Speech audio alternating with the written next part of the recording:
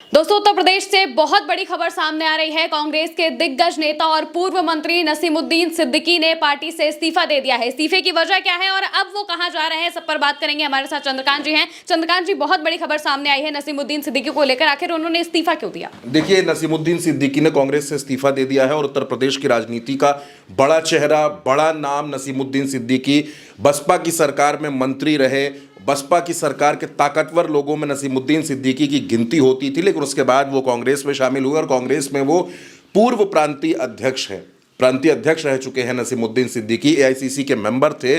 और आप ये कह सकती हैं कि उत्तर प्रदेश की राजनीति में, कांग्रेस में मुस्लिम राजनीति का सबसे बड़ा चेहरा नसीमुद्दीन सिद्दीकी थे। तो ये कांग्रेस के लिए एक बड़े झटके की तरीके से है। और उन्होंने जो इस्तीफा दिया है उसमें उन्होंने ये भी बताया है कि मैं अपरिहार्य कारणों से इस्तीफा दे रहा हूं। अभी उन्होंने खुलकर इस पर कुछ नहीं कहा है, लेकिन कुछ देर पहले जब नसीमुद्दीन सिद्दीकी का मैं एक बयान सुन रहा था, उसमें वो ये बता रहे हैं कि ना तो वो राहुल गांधी से नाराज है, ना तो वो प्रियंका गांधी से नाराज है, ना तो वो मल्लिकार्जुन खड़गे से नाराज है। उन्होंने ये कहा कि वो इनमें से किसी से भी नाराज नहीं है। अब सवाल यह है कि अगर वो किसी से नाराज नहीं है तो क्या उनकी नाराजगी कांग्रेस के प्रदेश अध्यक्ष अजय राय से है? अजय राय से उनकी नाराजगी है। और एक और बात जिसका जिक्र नसीमुद्दीन सिद्दीकी ने किया, उन्होंने कहा कि वो ग्राउंड पर काम नहीं कर पा रहे थे, तो उनको काम करने में क्या परेशानी आ रही थी, क्या दिक्कतें आ रही थी। और इस इस्तीफे को, क्योंकि बहुत दिनों से अटकलें लगाई जा रही थी कि नसीमुद्दीन सिद्दीकी कांग्रेस से अलग हो सकते हैं, वो कांग्रेस से इस्तीफा दे सकते हैं। और भारत एक सोच पर भी हमने इस पर बात की थी कि नसीमुद्दीन सिद्दीकी के बसपा में जाने की अटकलें लगाई जा रही थी। वो पहले भी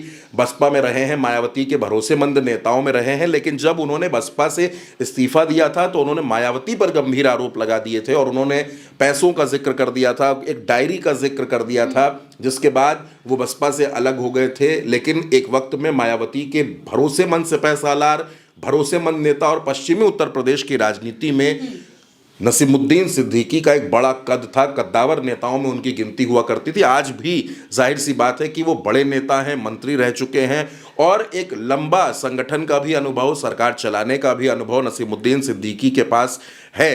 पश्चिमी उत्तर प्रदेश में मुस्लिम राजनीति का बड़ा चेहरा है वो, और आप जिसे कह सकते हैं कि जमीनी राजनीति की समझ रखने वाले नेता हैं। और अगर ऐसे नेता कांग्रेस से इस्तीफा दे रहे हैं, कांग्रेस से अलग हो रहे हैं, तो ये कहीं ना कहीं कांग्रेस के लिए एक बड़ा झटका है। लेकिन अब ये इस बात का इंतजार किया जा रहा है, हम नसीमुद्दीन सिद्दीकी से संपर्क करने की भी कोशिशें कर रहे हैं ताकि उनकी बात और सरलता से और पूरी पुख्ता बात सामने आ सके कि आखिर क्या वजह रही कि उन्होंने कांग्रेस से अलग होने का फैसला किया है। अभी अटकलें लगाई जा रही हैं कि वो बसपा में जाते हैं या समाजवादी पार्टी में जाते हैं, दोनों तरीके की अटकलें लगाई जा रही हैं।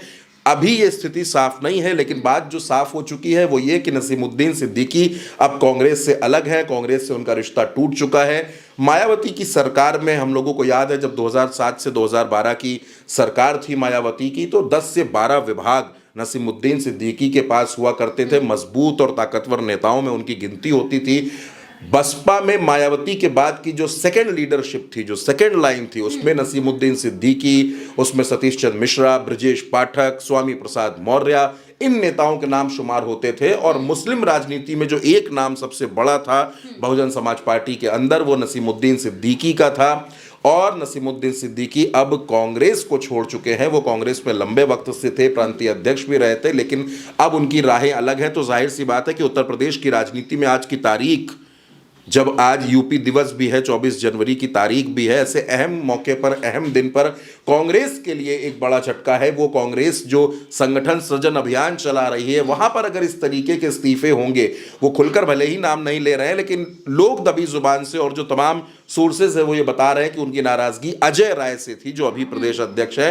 तो ये नाराजगी कांग्रेस को नुकसान कर गई है और अभी इस बात का इंतजार करना पड़ेगा कि नसीमुद्दीन सिद्दीकी का अगला कदम क्या होता है। और उत्तर प्रदेश की राजनीति में जाहिर है कि उनका अगला कदम राजनीति पर असर जरूर डालेगा। बिल्कुल, यानी कि ये कांग्रेस के लिए बहुत बड़ा झटका है और अब सबकी नजरें इसी चीज पर टिकी हुई है कि आखिर नसीमुद्दीन सिद्दीकी मायावती के साथ जाते हैं या फिर अखिलेश यादव के साथ जाते हैं। अब ये देखना होगा कि उनका अगला कदम क्या होगा। फिलहाल के लिए मेरे साथ इस खबर में इतना ही। नमस्कार।